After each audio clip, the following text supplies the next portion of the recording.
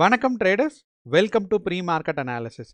இன்னைக்கு நம்ம இந்த வீடியோவில் நிஃப்டி, பேங்க் நிஃப்டி மற்றும் சென்செக்ஸ் வந்து ஜூலை 8ஆம் தேதி புதன்கிழமை என்ன நடக்கிறதுக்கான வாய்ப்பு இருக்குது அப்படிங்கிறதான் பார்க்க போகிறோம்.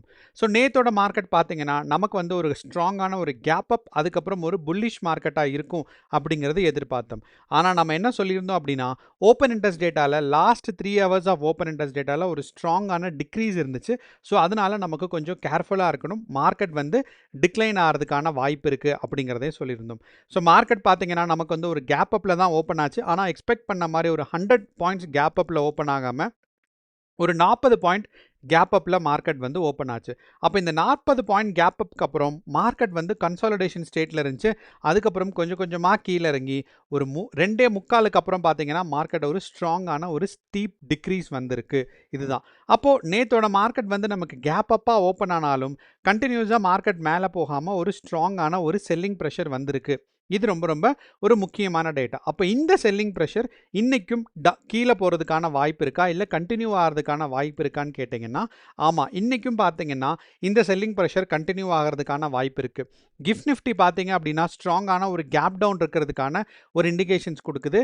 இரண்டாவது விஷயம், நம்ம எஃப்ஐஐஸ் அண்ட் டிஐஐஸோட டேட்டா பார்த்தோம்னா, எஃப்ஐஐஸ் டேட்டா பார்க்க பொறுத்தளவில் அவங்க வந்து இப்பையும் ஸ்ட்ராங்காக அவங்க வந்து புல்லிஷாக தான் இருக்காங்க. ஆனால் நேற்று இருந்ததை விட வால்யூம் வந்து ரொம்ப ரொம்ப ஸ்ட்ராங்காக குறைஞ்சிருக்கு. ஸோ அப்படிங்கிறனால மார்க்கெட் வந்து ஒரு சரிவு நிலையில் வர்றதுக்கான வாய்ப்புகள் ரொம்பவே சிறப்பாக இருக்குது அப்படிங்கிறது தான் அர்த்தம். ஓகே, அப்போ இது ரெண்டு. மூணாவது பார்த்தீங்கன்னா நம்மளோட ஓப்பன் இன்ட்ரெஸ்ட் டேட்டா.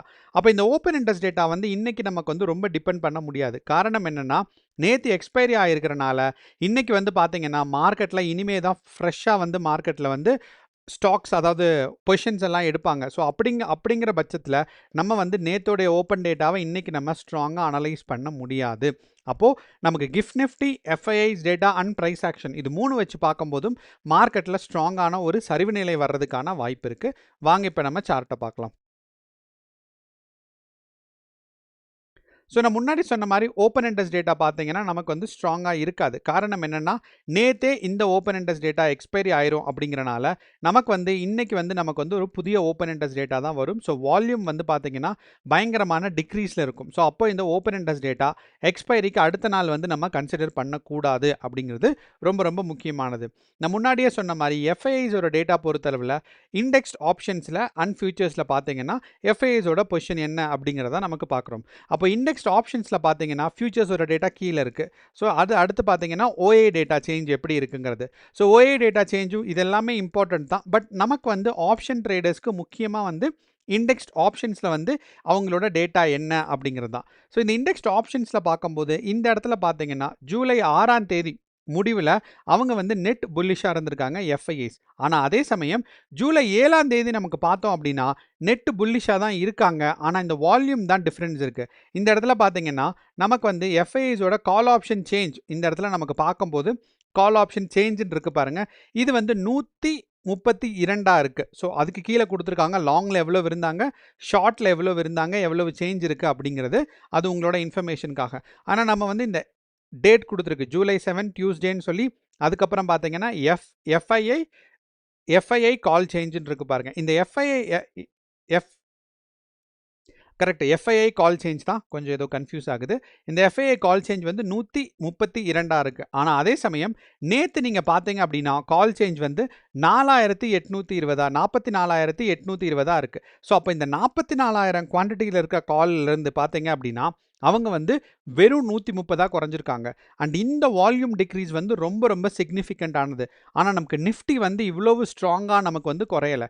ஆனால் இந்த வால்யூம் எஃப்ஐஐயோட கால் சேஞ்ச் வந்து 6ஆம் தேதி ஒரு முடிவிலையும் 7ஆம் தேதியோட முடிவிலையும் பார்க்கும்போது பயங்கரமான டிக்ரீஸ் இருக்குது. அதே மாதிரி புட் சேஞ்ச் பார்த்தீங்கன்னா -20,000 குவான்டிட்டி இருந்திருக்கு. அதே சமயம் அந்த புட் சேஞ்ச் வந்து குறைஞ்சு -13,000 குவான்டிட்டி வந்திருக்கு. இந்த புட் சேஞ்ச் கூட கொஞ்சம் கம்மி தான் குவான்டிட்டி டிஃப்ரென்ஸ் இருக்குது. ஆனால் கால் சேஞ்சோட குவான்டிட்டிஸ் டிராஸ்டிக்காக சேஞ்ச் ஆகிருக்கு. அப்போது அவங்க வந்து ஸ்ட்ராங் புல்லிஷ்லேருந்து ஒரு மீடியம் இல்லைனா சான்ஸ் இருக்குது மேலே போகிற அப்படிங்கிற அளவுக்கு எஃப்ஐஐஸோட மைண்ட் வந்து மாறி இருக்கு. இதை வந்து நம்ம கிளியராக பார்த்தோம் அப்படின்னா ஒரு ஷார்ப்பான டிக்ளைன் இருக்குது அப்படிங்கிறது தான் அர்த்தம். ஸோ எஃப்ஐஐஸோட ஒரு புல்லிஷ் இன்ட்ரெஸ்ட்லேருந்து ஒரு ஷார்ப்பான டிக்ரீஸ் இருக்குது. அப்போ இன்னையோட மார்க்கெட் வந்து ஒரு டவுன் ட்ரெண்ட் போகிறதுக்கான வாய்ப்புகள் ரொம்ப அதிகமாக இருக்குது. நான் முன்னாடியே சொன்ன மாதிரி நம்மளோட கிஃப்ட் நிஃப்டி டேட்டா அப்போ இந்த கிஃப்ட் நிஃப்டி டேட்டாவில் நமக்கு நேற்று 3:30க்கு இருந்த பொசிஷனும் இப்போ இருக்கிற பொசிஷனும் பார்க்கும்போது நமக்கு ஏறக்குறைய 160 பாயிண்ட் வந்து பார்த்தீங்கன்னா ஒரு நெகட்டிவ்ல இருக்குது. அப்போ இந்த 160 பாயிண்ட்டும் ஆல்மோஸ்ட் சஸ்டெயின் ஆயிடுச்சுன்னா நமக்கு வந்து பார்த்தீங்கன்னா நிஃப்டி 50யை பொறுத்தளவில் ஒரு ஸ்ட்ராங்கான ஒரு கேப் டவுன் இன்னைக்கு வர்றதுக்கான வாய்ப்பு இருக்குது. அப்போது நேத்தோட நிஃப்டி 50 வந்து நம்ம வந்து 100 பாயிண்ட் கேப் அப் இருக்குன்னு நினச்சோம். ஆனால் பார்த்தீங்கன்னா நமக்கு வந்து கடைசியில் 40 பாயிண்ட் கேப் அப்பில் தான் நிஃப்டி 50 ஓப்பன் ஆச்சு. அப்போ இப்போ இருக்கிற நிஃப்டி 50 வந்து பார்த்தீங்க அப்படின்னா இங்கேருந்து மார்க்கெட் வந்து ஒரு டவுன் ட்ரெண்ட் வர்றதாக இருந்துச்சு அப்படின்னா நமக்கு வந்து இப்போதைய பாயிண்ட்ல பார்த்தீங்கன்னா ஒரு 150 பாயிண்ட் வரைக்கும் இருக்குது. அப்போ இந்த 150 பாயிண்ட்னா 24,300 நமக்கு வந்து போன வாரம் வந்து எந்த ரேஞ்சில் இருந்துச்சோ அந்த ரேஞ்சுக்கு வந்து பார்த்தீங்கன்னா நிஃப்டி வந்து திருப்பி வர்றதுக்கான வாய்ப்புகள் ரொம்ப ரொம்ப சிறப்பாக இருக்குது அப்படிங்கிறத நம்ம மறந்துட வேண்டாம். ஸோ அப்போது மார்க்கெட் வந்து இந்த 23,000 தாண்டி மேலே போயிருச்சு. அங்கேருந்து பார்த்தீங்க அப்படின்னா 24,300க்கு மார்க்கெட் வந்து திருப்பியும் டவுன் ட்ரெண்ட் வர்றதுக்கான ஒரு வாய்ப்புகள் மறுபடியும் இருக்குது. அண்ட் இந்த இது நடக்கணும் அப்படின்னா நமக்கு வந்து ஒரு டேட்டா நமக்கு கிளியராக தெரிஞ்சிடும். ஸோ இன்னையோட மார்க்கெட் வந்து கேப் டவுன் ஆகும், அதுக்கப்புறம் ஸ்ட்ராங்கான ஒரு செல்லிங் ப்ரெஷர் இருக்கும். இதுதான் எக்ஸ்பெக்ட் பண்ணுறோம். அப்போ இது நடக்குதா நடக்கலையான்னு சொல்லி ஒரு டேட்டா வச்சு பார்க்கலாம். என்னன்னு பார்த்தீங்கன்னா நம்மளோட இந்தியா விக்ஸ் டேட்டா. இந்த இந்தியா விக்ஸ் டேட்டா 11.7 11.8ல் இருக்குது.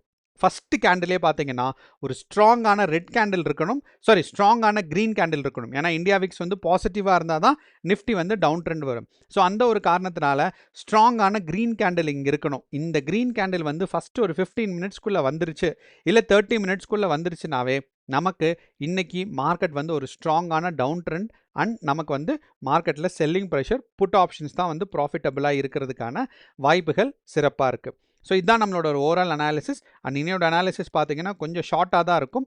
ஸோ அதனால் கேர்ஃபுல்லாக ட்ரேட் பண்ணுங்கள். இதுதான் போதுமான இன்ஃபர்மேஷன். All the best. நன்றி, வணக்கம்.